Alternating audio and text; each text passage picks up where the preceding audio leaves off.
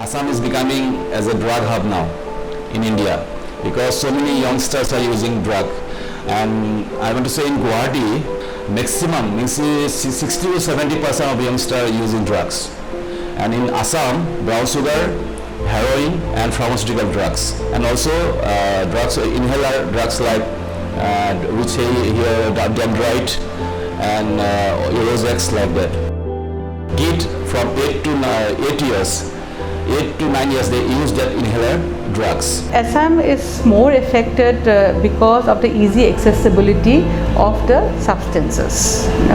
Because if you're looking at all the routes, it is going through Guwahati or it is going through Assam.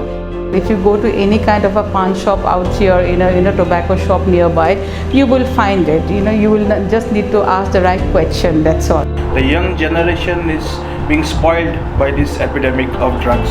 They are unaware of the fact that what drugs can do to their brain and to their life, how the drugs hijacking their brain and how it gives a false euphoria, a false sense of well-being. A young boy, he's 12 years old. He has just tasted that nitrosamine 10 mg, that tablet, which contains also drugs. So he said that it's a very nice pill, and I can do everything by using this pill. That means he's totally dependent on that pill. So the thing is that we in Assam, we people in Assam, we have a lacking of drug awareness and drug education. We tell them that this is drugs, you don't have to do drugs, but why not to do drugs? If you use drugs, this will happen. If you don't use drugs, this will happen. The choices are limited. The expression of feelings, emotions to the parents, to the teachers, to the counselors, to doctors, to the stakeholders, everyone is very limited. It is also they're using it because of the frustrations and the anger and not being able to manage their emotions. That because I felt there was nothing else to do, I don't know how to cope with myself, and that is why I use this, so that for some time I'm buzzed off and I don't need to think about anything. So the stress levels are not being able to be managed by them. In Assam, there are 3 categories of work that has been implemented for drugs. Number 1 is the supply reduction, that is done by the Narcotics Control Bureau, the police. They seize liquors, they seize drugs, this and that. Number 2 is the harm reduction part, which is giving buprenorphine.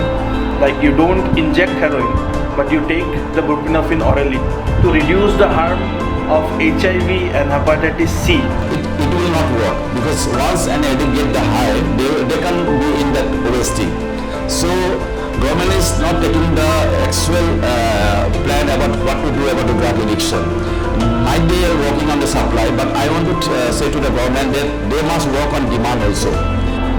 In demand reduction, what we do actually is we try to educate the sufferer as much as we can so that we can reduce the demand of taking drugs. They don't need any substitutions, they don't need any medications to perform normally.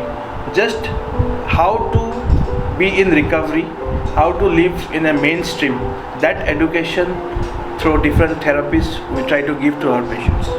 My addiction is from childhood. When I was in class 6, means 12 years old, I used first drugs. It comes in the TV and say no to drugs. What is drugs? I don't know. At that time I only think that heroin and brown sugar is drugs, but not pharmaceutical drugs or drugs. In our education system, this thing is lacking. So we don't talk too much about drugs, HIV, condoms, syringes. So they feel like this is kind of a stigma related thing. So if I talk about my son taking drugs in front of the society, that what society will think about me, these things come into act. So an addict, when he catches the drug addiction, slowly and slowly it's a progressive disease. Slowly and slowly it increased. So many patients over in my foundation, their parents were brought to our center at the last stage, means the abuse stage. So at first they will experiment about all these things. They will do geographical changes. They will make condition. If you quit the drug addiction, we will give you one bike, we will give you one car.